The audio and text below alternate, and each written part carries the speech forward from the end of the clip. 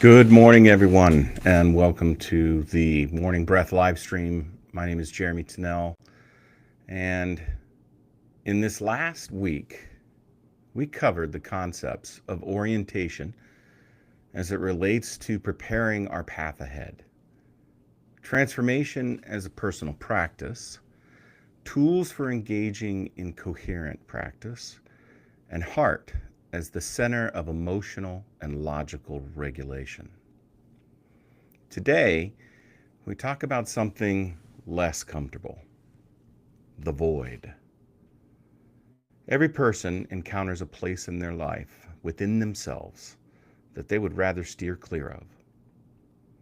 It's a place where old narratives live and our doubts about ourselves and our place in the world surface. Most people spend their entire lives running from this place. When people hear void, they think of emptiness. But the void is not empty. It is full. It's full of personal stories about who we are, outdated belief systems, reactionary emotional loops that we keep finding ourselves caught in, cultural conditioning like our K-12 education, our biases and our prejudices, and old identities that no longer serve us. The void is not the absence of substance. It is an accumulation of coping mechanisms. It is where everything we have shunned examining within our lives collects. It is our very own broken island of toys and dreams. We elude the void because it's uncomfortable. When we sit quietly long enough, the first things that arise are defensiveness, regrets, confusion, and fear. Our first instinct is naturally to run from such a place. Our ego is always trying to protect us, even from itself. With distraction, productivity, entertainment, which there is a wealth of in the world today, argument, accumulation, consumption, and good old numbing behaviors like addiction. You can recognize the void in your life by looking at how you avoid it. Most coping mechanisms are simply ways of steering clear of the void. But here's the paradox. The place we avoid the most often holds the greatest clarity. When we sit with the void and the initial negative emotions that spin around its event horizon through self-reflection, self-awareness, and self-inquiry, we begin to see things clearly. We see patterns that repeat, beliefs we inherited but we never examined, stories we tell about ourselves, and the emotional reactions that run on autopilot in the background of our lives. The void reveals the architecture of our constructed identities. And all identities are constructed. And once we see it, we gain something powerful: insight, information, clarity, and eventually, choice. Sitting in the void does not mean spiraling into self-criticism. It means approaching ourselves with curiosity and patience and courage. Here are some journaling prompts for today to help you engage in self-reflection. First, take an inventory of the void. What is just at the event horizon? And then ask yourself through journaling, what stories am I telling about myself right now? Is this belief that I hold still true? Is this reaction helping me or harming me? What part of me is asking to change? The void is where transformation begins, because you cannot change what you refuse to acknowledge. This is where our breath work becomes important once again. Breathing helps us stay present without becoming overwhelmed. When we first center ourselves with breath before engaging in this self-reflective practice, we ground ourselves for the journey that we're about to take into the void. Then, as we engage in the difficult questions, as we examine what is at the event horizon of this void, we use intentional awareness through our breath to remain in the void as we self-inquire. When the nervous system stabilizes through this process, we can observe ourselves honestly and with integrity. We can avoid shutting down emotionally in the midst of difficult information. We can self-regulate without reacting. And we can hold our ground without running. The void is not a place to fear. It is a place to learn. And when we sit there long enough, clarity begins to emerge. Now let's breathe into this space together. Let's sit up straight, put our feet on the ground, find a quiet place. I'm going to set a timer. We're going to do 5 minutes as usual. And it's going to be a 5-second inhale through your nose, and we'll hold, and we'll exhale through our mouth.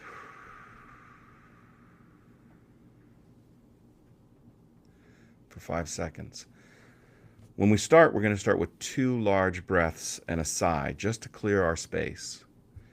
I want you to place your hand over your heart, because what we're trying to do in this process is we're trying to target, by awareness, our heart, so that we can coherently connect the intelligence within our heart with the 50,000 neurons that exist within it through the vagus nerve to the trillion neurons that exist in our brain. And we do that through breath. And I want you to cultivate a positive emotional state. This isn't meditation. So as we breathe, you're going to be, I like gratitude. It's simple. I can start small. I am thankful for being here. I am thankful for the morning. I am thankful for my family. I am thankful for my friends. I am thankful to be able to do this every day. I am thankful for the opportunity to engage in the work that I do. This is how you start a gratitude, and work through your gratitude as we breathe. Here we go. Let's inhale twice and exhale with a sigh.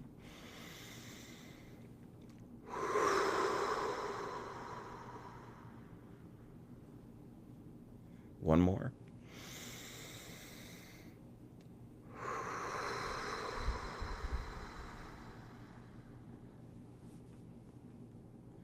And now 5 seconds in. Hold. Exhale.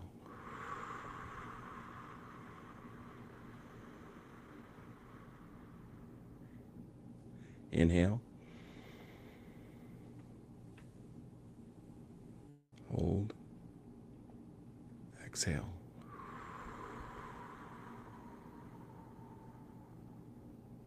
Begin your gratitude.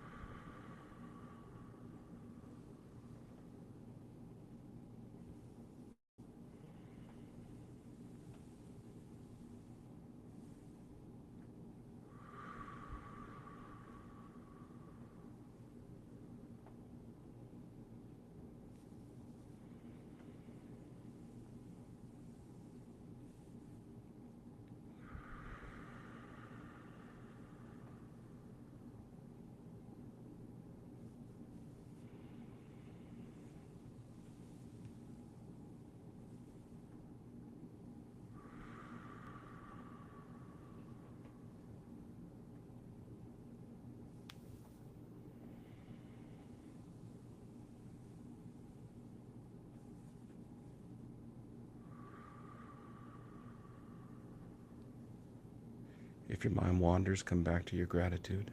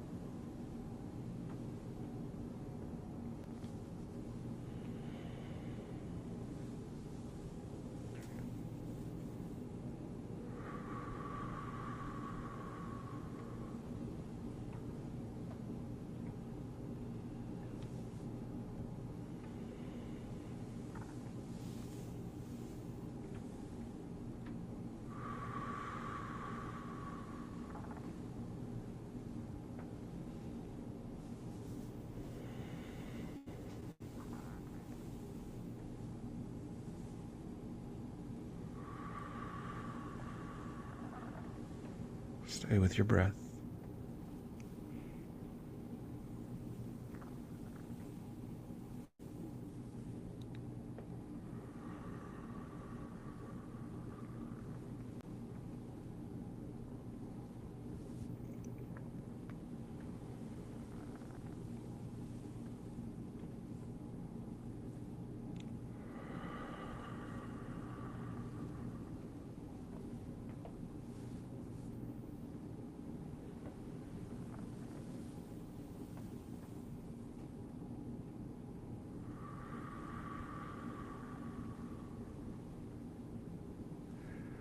Let's take a deep breath in and exhale with a sigh.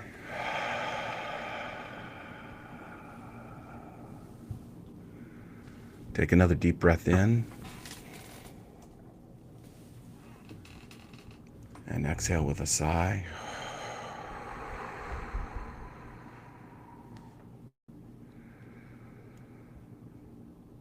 When you need to come back to your breath today, just bring awareness to it. Inhale through your nose for 5.5 seconds, hold for a moment, and exhale through your mouth. Self-regulate through this process, self-inquire through this process, develop your self-reflection through this process, and build self-awareness.